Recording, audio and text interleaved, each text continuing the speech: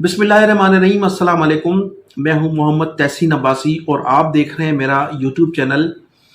नाज़रीन, 8 फरवरी 2024 को पाकिस्तान की तारीख के सबसे बड़े मुतनाज़ा इंतखाबात में पाकिस्तान की तारीख के सबसे बड़े मैंडेट हासिल करने वाली जमात तहरीक इंसाफ इन दिनों टूट फूट का शिकार नज़र आ रही है। माजी में भी पाकिस्तान पीपल्स पार्टी में भी फॉरवर्ड ब्लॉक बनाए जाते रहे हैं,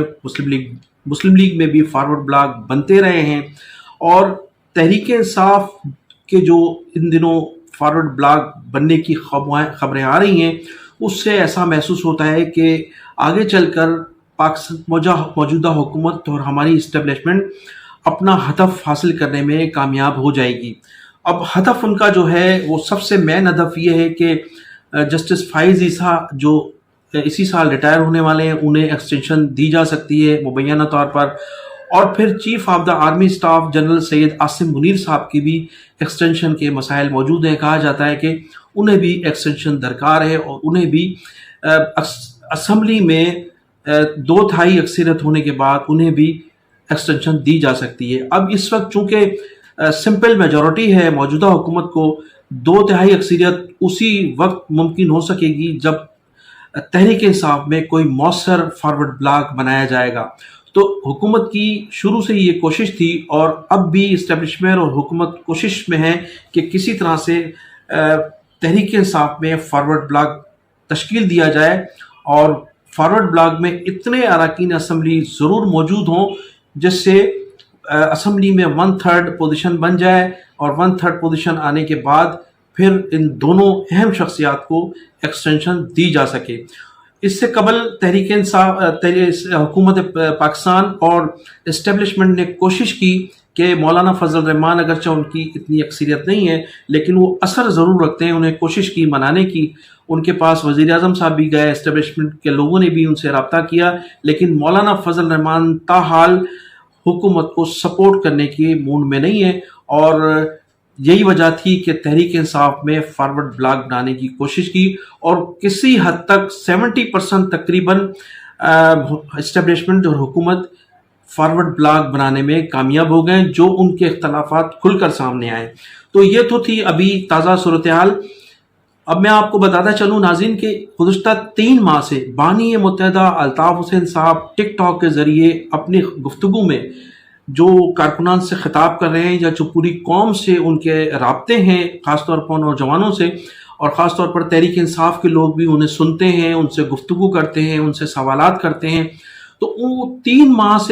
माह में उन्होंने कई मरतबा इसका अंदिया दिया था कि तहरीक इंसाफ की जो मौजूदा क़यादत है, जो बज़ाहिर कोशिश कर रही है कि इमरान खान को किसी तरह से रिलीज किया जाए या कौमी असम्बली में या सेनेट में जो अपना अपोजिशन का किरदार अदा करते हुए नजर आ रहे हैं, अल्ताफ हुसैन साहब का कहना था कि ये तमाम लोग जो हैं ये इस्टेब्लिशमेंट के लिए काम कर रहे हैं और इस्टेब्लिशमेंट के आलाकार बने हुए, किसी वक्त भी एक ऐसा धमाका होगा और तमाम लोग जो है वो जाहिर हो जाएंगे कौन किसके साथ खड़े। तो सबसे पहले तो उमर अयूब साहब का इस्तीफा सामने आ चुका है, उन्होंने तहरीक इंसाफ की जनरल सेक्रेटरीशिप से मुस्तफ़ी होने का ऐलान किया है। आहिस्ता आहिस्ता दूसरे अरकान असम्बली भी खुलकर सामने आ रहे हैं और लोग, बहुत से अरकान असम्बलियों ने अपने इख्तलाफात जाहिर करना शुरू कर दिए हैं। तो एक ऐसी जमात जिसका इंतखाबात 8 फरवरी के इंतखाबात में निशान भी छीन लिया गया था, जिसके 5000 से ज़ायद कारकुनान भी जेलों में हैं और जिन पर जुल्म और तशद्दुद भी हुआ, और पाकिस्तान की तारीख में कभी ऐसा नहीं हुआ कि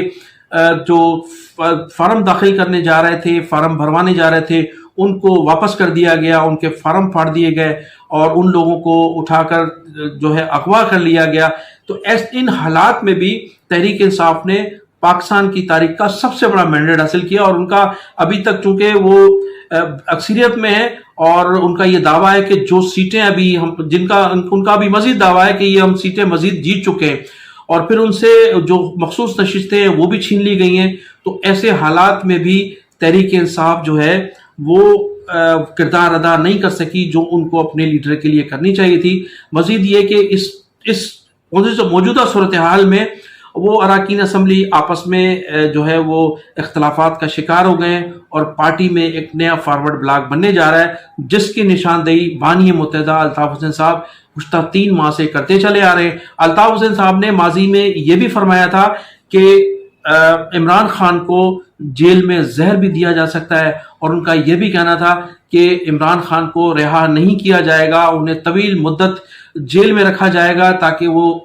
خدا نخواستہ طبی موت جیل میں ہی جو ہے وہ مر جائیں۔ تو اس وجہ سے اس کا جو ٹویٹ ہے، انہوں نے ٹویٹ بھی کیا تھا اور 2 مرتبہ وہ اس کو دہرا بھی چکے ہیں۔ تو آج یہ باتیں کھل کر سامنے آئی ہیں، لیکن بانی متحدہ الطاف حسین صاحب نے کئی مرتبہ تحریک انصاف کے کارکنان سے بھی گفتگو کرتے ہوئے اور اپنے کارکنان کو بھی گفتگو کرتے ہوئے یہ تمام حالات سے آگاہ کیا تھا، اور وہ گزشتہ 3 ماہ سے جو ٹک ٹاک کے ذریعے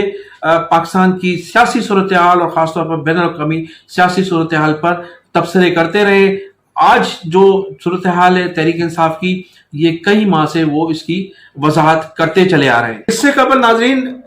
بجٹ سے قبل جب بجٹ پیش کیا جا رہا تھا تو اس سے قبل پاکستان پیپلز پارٹی نے بھی، اگرچہ جب حکومت تشکیل پا رہی تھی تو اس وقت انہوں نے وفاقی کابینہ میں شامل ہونے سے انکار کر دیا تھا، اور ان کا کہنا تھا کہ وہ حکومت کا حصہ نہیں بنیں گے بلکہ وہ آئینی عہدے لینا چاہتے ہیں، جس میں صدر مملکت کا عہدہ تھا، سینٹ کی چیئرمین شپ تھی، KPK کی گورنرشپ تھی، اور اس کے علاوہ پھر آخر میں ان کے جو 2 مطالبات تھے وہ انہوں نے بڑھا دیے تھے۔ پنجاب کی گورنرشپ بھی انہوں نے آخر میں ضد کی وجہ سے ان کو دی گئی، اور پھر بلوچستان کی حکومت بھی چونکہ مسلم لیگ نون کی اکثریت تھی وہ بنانے جا رہے تھے، لیکن آخر میں پھر فیصلہ اسٹیبلشمنٹ نے یہ کیا تھا کہ بلوچستان کی حکومت پاکستان پیپلز پارٹی کو دے دی جائے۔ تو جب ان کا زور پکڑا اور انہوں نے مطالبات شروع کیے مسلم لیگ پاکستان پیپلز پارٹی نے کہ ہمیں پنجاب میں بھی سپیس دیا جائے اور وفاقی کابینہ میں شامل کیا جائے، تو اسٹیبلشمنٹ کی جانب سے انہیں شٹ اپ کال دی گئی اور ان سے کہا گیا کہ پنجاب کی گورنرشپ بھی معاہدے میں شامل نہیں تھی اور بلوچستان کی گورنمنٹ بھی معاہدے میں شامل نہیں تھی، لہٰذا اپنے جو مطالبات ہیں وہ محدود رکھیں، ایسا نہ ہو کہ ملک میں دوبارہ انتخابات کرائے جائیں، اس لیے کہ پوری دنیا جانتی ہے کہ فارم 47 کے ذریعے جو آپ کو مینڈیٹ دلوایا گیا ہے سندھ میں، وہ سب کے سامنے ہے۔ تو پاکستان پیپلز پارٹی نے اس وقت اپنے آپ کو ریورس لگایا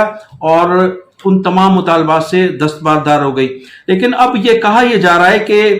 پاکستان پیپلز پارٹی کابینہ میں، وفاقی کابینہ میں شامل ہونے کی خواہش رکھتی ہے۔ اب چونکہ حکومت پاکستان کی جانب سے